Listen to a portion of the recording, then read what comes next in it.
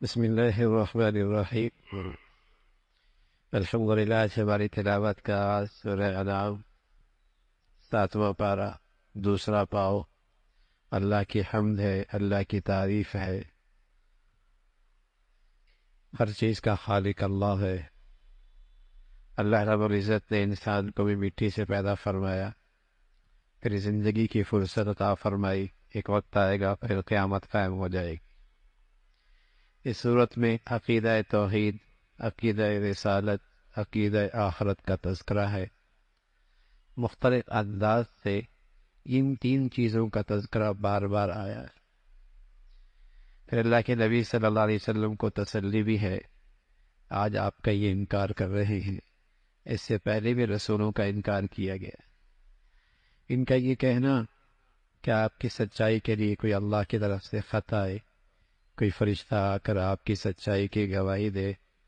فرمایا اگر فرشتہ آ بھی گیا، وہ بھی انسانی شکل میں ہوگا، پھر یہ کہیں گے یہ کون ہے؟ اور پھر انسانوں کی رہنمائی کے لیے تو انسان ہی آیا کرتے ہیں، بشر ہی آیا کرتے ہیں۔ محمد الرسول اللہ صلی اللہ علیہ وسلم ہے تو بشر، لیکن امام الانبیاء، سارے بشر کے سردار ہیں، سارے انسانیت کے سردار ہیں۔ انکار کرنے والوں کا انجام کیا ہوا؟ زمین پہ چل پھر کے دیکھو اللہ کی پکڑ کیسی ہوئی۔ اللہ کی پکڑ بڑی سخت ہے، اس کی ایک شان ہے، دینا چاہے تو کوئی نہیں روک سکتا، پکڑنا چاہے تو بچا کوئی نہیں سکتا۔ اللہ کی ذات اور اس کی قدرت ہے کہ پکڑنا چاہے تو کوئی نہیں بچا سکتا، اور نوازنا چاہے تو کوئی بندش نہیں کر سکتا۔ ساری دنیا کے بندش کرنے والے اکٹھے ہو جائیں، اللہ دینا چاہے تو کوئی نہیں بندش کر سکتا، اور جس کی بندش اللہ کر دے کون کھلا سکتا؟ وَهُوَ الْقَاهِرُ، وہ سب سے زبردست ذات۔ بڑا ظالم لوگ ہیں جو اللہ اور اللہ کے رسول کا انکار کرتے ہیں، قرآن مجید کا انکار کرتے ہیں۔ یہ بھی جب مصیبت میں پھنستے ہیں، کشتی جب ان کے ڈوبنے لگتی ہے، لہروں میں لہروں کے درمیان پھنستی ہے، تو پھر یہ بھی اللہ کو پکارتے ہیں کہ اللہ کے سوا کوئی نہیں کر سکتا۔ حضرات انبیاء علیہ الصلوۃ والسلام آئے، قوموں پر اللہ کی طرف سے پکڑ بھی آئے، شاید ان کے دلوں میں عاجزی آ جائے، اللہ کی طرف رجوع کریں، لیکن بعض لوگ اللہ کی قدرت کی یہ نشانیاں اور عبرت کے مناظر دیکھتے ہیں لیکن اللہ کی طرف رجوع نہیں کرتے، دل سخت ہو گئے، دل سخت ہو گئے۔ اب تو لوگ سائنسی توجیہات بیان کرتے ہیں، زمین کی پلیٹیں ہل گئی تو زلزلہ آ گیا، کسی کا اس طرح خیال نہیں رہتا کہ یہ اللہ کی طرف سے تنبیہ ہی ہے، سنبھل جاؤ، یہ فرصت ہے، توبہ کر لو۔ زلزلہ آیا کوفہ کے وقت، عبداللہ ابن مسعود تھے رضی اللہ تعالیٰ عنہ، وہاں پر موجود تھے۔ زلزلہ آیا، کہا لوگو یہ زلزلہ ہے، اللہ چاہتے ہیں تم اللہ سے معافی مانگو، اللہ چاہتے ہیں تم اللہ سے معافی مانگو۔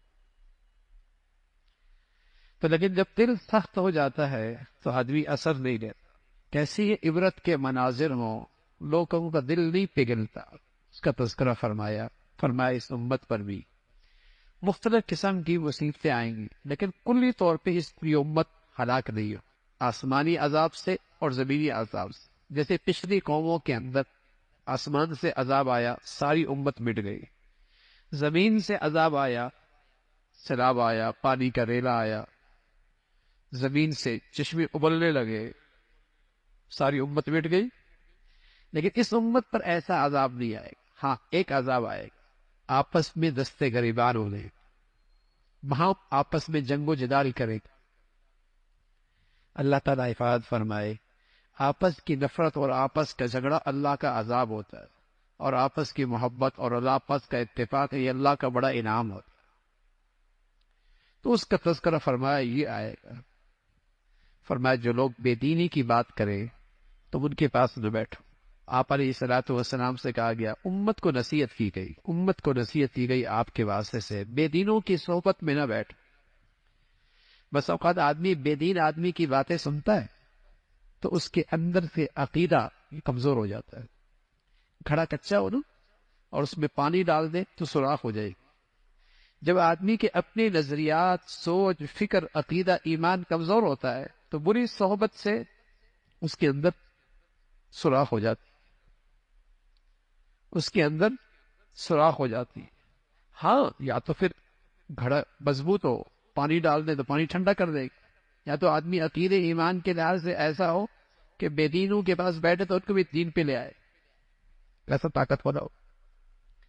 اس لیے ہر ایک کی سننا، ہر ایک کی پڑھنا، یہ کوئی عقل مندی نہیں ہوتی. کہتے نہیں میں تو ریسرچ کر رہا ہوں، ریسرچ کر رہا ہوں. ارے میاں ریسرچ کی صلاحیت بھی تو ہو. کبھی اماں کے علاج کرنے کے لیے خود ریسرچ کرنا شروع کر دی؟ نہیں، وہاں تو ڈاکٹر پہ اعتماد کرتے ہیں. اپنا گھر بنانے کے لیے چلو میں خود بناؤں گا، ریسرچ کی؟ نہیں، وہاں تو کسی پہ اعتماد کرتا ہے. یہ دین ہی ایک ایسا مذاق ہے، ہر آدمی ریسرچ کر رہا ہو. پہلے وہ صلاحیت ہو پھر ریسرچ کیجیے نا بھائی. پہلے صلاحیت تو ہو، استعداد تو ہو. بے دینوں کی صحبت میں نہ بیٹھو، اس کا تذکرہ فرمایا. پھر حضرت ابراہیم علیہ الصلوۃ والسلام کا تذکرہ ہے. ایسے گھر میں آنکھ کھولی جہاں پورا ماحول شرک بھرا ہوا تھا. باپ مجاور تھا، بت بنایا کرتا تھا. بہت سمجھایا، بہت سمجھایا اللہ کی توحید، اللہ کی بڑائی بہت سمجھایا. سورج، چاند، ستارے، یہ خدا صاحب شام کو غروب ہو رہا ہے، یہ چاند نکلتا ہے پھر غروب ہو جاتا ہے، سورج آتا ہے اور چلا جاتا ہے. یہ معبود نہیں ہو سکتی. معبود وہ ذات ہے جو ہمیشہ سے ہمیشہ رہے گی. بہت بڑا ظلم ہے جو اللہ کی ذات میں، اللہ کی صفات میں شریک ٹھہراتا ہے.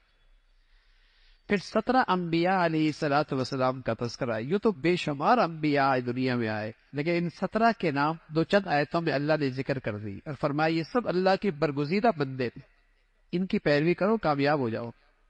قرآن کی حقانیت کا تذکرہ ہے، قرآن کی بڑائی کا تذکرہ ہے. فرمایا جیسے تم دنیا میں اکیلے آئے تھے نا، پھر قبروں سے اکیلے اٹھو گے، موت کے وقت بھی اکیلے ہی اٹھو گے، اس کا تذکرہ فرما. اور اللہ کو اس پہ پوری قدرت ہے. مرغی دیکھتے ہو، اس کے اندر سے انڈا مردہ پیدا ہوتا ہے، اور اس انڈے کے اندر سے اللہ رب العزت زندہ چوزا پیدا کر دیتا ہے. دیکھتے نہیں اس کی قدرت. یوں انڈا توڑے تو نہیں ملے گا، سر کہاں ہے، آنکھیں کہاں ہیں، کلیجہ کہاں ہے، ٹانگیں کہاں ہیں. لیکن اللہ اسی انڈے کے اندر، اسی زردی کے اندر، اسی سفیدی کے اندر سے ایک زندگی پیدا کر دیتا ہے. اللہ کی قدرت، اللہ کی قدرت. یوں ابالا اور کھا لیا، اور کچھ عرصے کے بعد اللہ نے مرغی کے اندر نیچے رکھا تو اس کے اندر چوزا پیدا ہو گیا. کون ذات ہے؟ اللہ کی ذات. وہی ذات ہے جو زمین کے اندر سے نباتات، سبزیاں اگاتی. ایک ہی زمین ہے، پانی ایک جیسا، کھیتی بھی، زمین بھی ایک جیسی، اور اس میں ڈالنے والی جسے کہیں کہ اس کی نگرانی اور اس کی حفاظت بھی ایک جیسی، کھاد بھی ایک جیسی. لیکن نکلنے والا پودا اور نکلنے والا پھل، اس کا ذائقہ مختلف، رنگت مختلف، سائز مختلف. کون کرتا ہے؟ اللہ ہی کرتا. اس ذات کی قدرت ہے، وہی خالق ہے، اس کے سوا کوئی نہیں. وہ سب کچھ دیکھ سکتا ہے، تمہیں سب کچھ دیکھ رہا ہے، لیکن اس کو دنیا میں کوئی نہیں دیکھ سکتا. بڑا باریک باں ہے، وہ سب جانتا ہے، سب دیکھتا ہے. اس کا تذکرہ فرمایا. یہ قسمیں کھایا کرتے تھے اللہ کی مانیں گے، لیکن جب اللہ کی بات آئی انکار کر بیٹھے. اللہ کریم فرما رہے اگر ہم قرآن، اگر ہم فرشتہ بھی اتار دے تو پھر بھی یہ نہیں مانیں گے. فرشتہ آئے، ان سے بات بھی کریں، ضدی ہیں، تکبر ہیں، نہیں مانے. دو قسم کے لوگ ہوتے ہیں.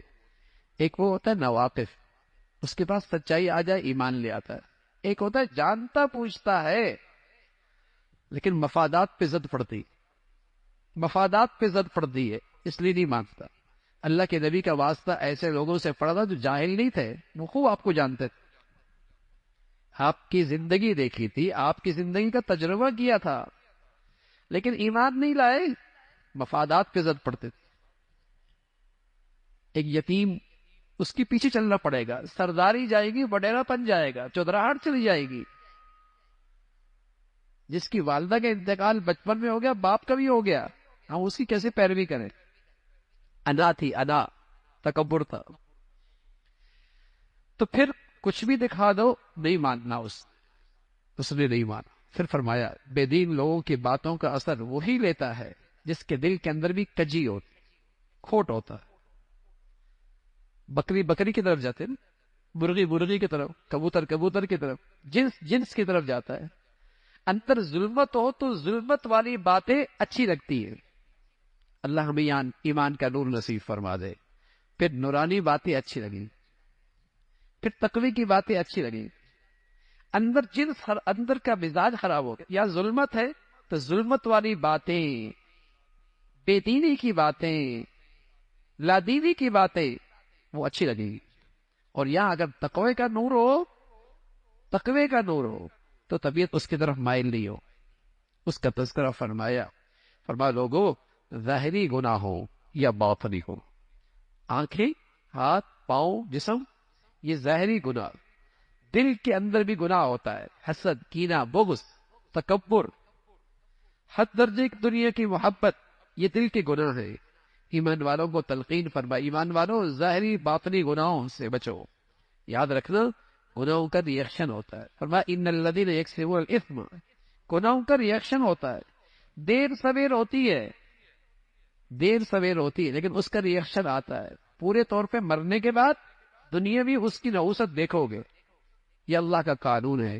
اس کا تذکرہ فرمایا جس کے لیے اللہ بھلائی چاہتے ہیں اور خیر چاہتے ہیں، اس کا سینہ اسلام کے ہر حکم کے لیے کھل جاتا ہے، یعنی اس کے لیے وہ پورے خوشی کے ساتھ اللہ کا ہر حکم قبول کرنے لگتا ہے۔ جس کا سینہ، جس کے لیے اللہ بھلائی کا فیصلہ فرماتے ہیں، اور جو اللہ کی اس بھلائی سے معروم ہوتا ہے، اس کے لیے دین کی بات قبول کرنا ایسا جیسے اس سے کہہ دی جائے آسمان پہ چڑھو، کیسے چڑھے گا؟ اس کے لیے ایسی مشکل ہوتا ہے۔ حضور علیہ الصلوۃ والسلام سے پوچھے گا، یا رسول اللہ میرا سینہ اسلام کے لیے کھل گیا، اس کی کوئی علامت بھی ہے، اس کی کوئی نشانی بھی ہے؟ آپ علیہ الصلوۃ والسلام نے فرمایا، ہاں، التجافی عن دار الغرور والانابۃ الی دار الخلود والاستعداد للموت قبل النزول۔ فرمایا اس کی 3 نشانیاں ہیں۔ یہ دنیا دھوکے کا گھر ہے، اس سے زیادہ جی نہ لگے، اور جو گھر ہمیشہ کا ہے اس کا شوق بڑھ جائے۔ سبحان اللہ، یہ دنیا جو دھوکے کا گھر ہے، ابا چلے گئے، دادا چلے گئے، نانا چل گئے، اسی دھوکے میں اسی دھوکا ہے کہ شاید میں نے یہی رہنا ہے، اس لیے ساری توانائیاں یہی لگا رہا ہے، اس لیے ساری صلاحیتیں یہی لگا رہا ہے۔ حالانکہ دادا گئے، نانا گئے، نہ جانے کتنے گھر کے لوگ چلے گئے، یہ دھوکے میں پڑے شاید میں نے یہی رہنا ہے۔ سوچتا ہی نہیں میاں، جانے والے ایسی زندگی تھوڑی گزارتے ہیں، وہ تو تیاری میں رہتے ہیں، وہ تو تیاری میں رہتے ہیں۔ فرمایا نشانی کیا ہے؟ دھوکے کے گھر سے زیادہ جی نہ لگائے، اور جہاں جانا ہے اس کا شوق بڑھ جائے، اس کی فکر بڑھ جائے۔ والاستعداد للموت قبل نزولی، اور جانے سے پہلے جانے کی تیاری شروع کر دے۔ آپ کو کوئی کہہ دے یہ مکان گھر کا ہے، کرائے کا ہے، خالی کرنا ہے، کرائے کا مکان خالی کرنا ہے، تو بتائیے تیاری شروع ہوتی ہی نہیں ہوتی؟ تو میرے گھر کا فرد جب دنیا سے جاتا ہے تو مجھے کہہ کے جاتا ہے کہ میاں تیاری کر لو، تم نے بھی دنیا کا یہ کرائے کا مکان خالی کرنا ہے، لیکن سنتے نہیں ہیں ہم سنتے نہیں ہیں۔ میرے گھر کا جانے والا بھی مجھے خبر کر کے دیا جاتا ہے کہ میاں دنیا کے مالک نے تجھے بھی یہاں اس گھر سے شفٹ کرنا ہے۔ تو یہی ایمان کی علامت ہے۔ اللہ ہمیں نصیب فرما دے، اللہ رب العزت ہمیں نصیب فرما دے۔ اس کا تذکرہ فرمایا، پھر مشرکین کی غلط روایات اور ان کی حماقتوں کا تذکرہ ہے۔ اللہ کو مشرک بھی مانتا ہے، لیکن وہ ایسا مانتا ہے جیسے اس کا اپنا مزاج ہے، نبی کی طرح نہیں مانتا، جیسے نبی کی تعلیمات ہے، جیسے دین کی تعلیمات ہے، ایسے نہیں مانتا، حماقتیں کرتا ہے۔ حماقت کیا کرتا ہے؟ زراعت کھیتی ہوتی ہے تو اللہ کا حصہ بھی نکالتا ہے، اللہ کا حصہ بھی نکالتا ہے، اور اپنے معبودوں کے لیے بھی حصہ نکالتا ہے۔ اللہ کا حصہ معبودوں میں مل جائے کوئی پرواہ نہیں، معبودوں کا حصہ اللہ کے سے مل جائے پریشان ہو جاتا ہے، کہیں معبود ناراض نہ ہو جائے۔ مسجد کے پاس سے گزرے گا، موسیقی کی آواز بلند ہو جائے گی، بابا کے پاس سے کر دے گا، ایسا کر دے گا، ادھر ڈرتا ہے، اس سے نہیں ڈرتا، اللہ سے نہیں ڈرتا، اللہ سے نہیں ڈرتا۔ تو اس طریقے سے یہ مشرک کیا کرتا تھا۔ جانور چوپائے، ان کی جو بچے پیٹ میں ہوتے تھے ان کے بارے میں غلط نظریہ، عقیدہ کہ فلاں کھا سکتا ہے، فلاں نہیں کھا سکتا، اس کی مذمت فرمائی۔ اور پھر اللہ رب العزت نے تلقین فرمائی کہ دیکھو حق سچ کے ایک وظیفہ، ایک مضمون ہے، اور یہ نصیحتیں ہیں، اور یہ نصیحتیں گویا کہ عبداللہ ابن مسعود فرمایا کرتے تھے رضی اللہ تعالیٰ عنہ، اگر کوئی کہے کہ اللہ کے نبی دنیا سے تشریف لے گئے تو آپ امت تو کیا نصیحت کر کے گئے؟ تو فرمایا وہ اس آیت کے اندر وہ ساری نصیحتیں موجود ہیں، اور یہ ایسی نصیحتیں جو ہر نبی نے اپنی امت کو نصیحتیں کی ہیں۔ اس کی پہلی چیز کیا ہے؟ پہلی چیز ہے لوگوں، اللہ کے ساتھ شرک نہ، اللہ تشرک بشیئا، والدین کے ساتھ حسن سلوک کر، والدین کے ساتھ حسن سلوک کرو، اپنی اولاد کو ناحق قتل نہ کر۔ اس زمانے میں بھوک کی وجہ سے اولاد کو قتل کر دیا کرتے تھے، بیٹیوں کو آر کی وجہ سے قتل کر دیا کرتے تھے، اور مسلمان بھی آج ایسے ہی کرتا ہے۔ جب بچیوں کا پتہ بچی ہو رہی ہے تو حمل ضائع کرا دیتے، 4 مہینے کے بعد بچے کا حمل ضائع کرنا قاتل ہے، قاتل۔ جو کہتا ہے وہ بھی قاتل ہے، جو کر رہا ہے وہ بھی قاتل ہے۔ وہ بھوک کے خطرے کی وجہ سے بچوں کو قتل کر دیا کرتے، فرمایا بچوں کو قتل نہ کرو۔ اس کا تذکرہ فرمایا یتیموں کا مال مت کھاؤ، یتیموں کا مال مت کھاؤ، اور جو مخلوق سے عہد کرو اسے پورا کرو، ناپ تول میں کمی نہ کرو، ناپ تول میں کمی نہ کرو، اور اللہ سے جو عہد کر رکھا ہے اس کے اندر بھی کمی نہ کرو۔ اس کا تذکرہ فرمایا یہ ہے سیدھا راستہ، اس کی پیروی کرو۔ پھر قرآن کی عظمت کا تذکرہ ہے اور اس کی تلقین ہے، اور آخر میں فرمایا اللہ کے نبی صلی اللہ علیہ وسلم سے کہا گیا آپ انہیں کہہ دیں، آپ انہیں کہہ دیں کہ میری نواز، میری قربانی سب اللہ کی، اور میرا جینا مرنا بھی اللہ کی۔ نماز بڑھیا عبادت، قربانی بھی بڑی عبادت ہے، لیکن جو اللہ مسلمانوں سے چاہتا ہے وہ کیا چاہتا ہے؟ کہ تمہارا جینا بھی اللہ کے لیے ہو، تمہارا مرنا بھی اللہ کے لیے۔ اللہ کے نبی سے کہا گیا لوگوں سے کہہ دو ان صلاتی و نسکی و محیایا و مماتی للہ رب العالمین، میرا جینا مرنا خالص اللہ کے لیے، اور اس اللہ کا کوئی شریک نہیں۔ پہلے قومیں آئیں چلی گئی، اللہ رب العزت نے تمہیں ان کی نیابت میں دنیا میں بھیجا ہے، دیکھنا چاہتا ہے تمہارے اعمال کیسے۔ ویسے تو وہ جانتا ہے، لیکن اظہار ہو جائے، اظہار ہو جائے۔ اللہ رب العزت نے تمہیں ایک مختصر سی زندگی دی ہے، اور وہ اللہ رب العزت دیکھنا چاہتے ہیں تم کیا لے کے آتے اور تمہاری زندگی کیسی ہے۔ اور یاد رکھنا اللہ بہت جلد حساب لینے والے ہیں، اس کے لیے حساب و کتاب کا نظام بنانا کوئی مشکل نہیں ہے۔ سب کی زندگی کا ریکارڈ اس کے پاس موجود ہے، اور جلد ہی اس کا فیصلہ فرما دیں گے۔ اللہ رب العزت ہمیں آخرت کی زندگی میں صحیح یقین نصیب فرما دے۔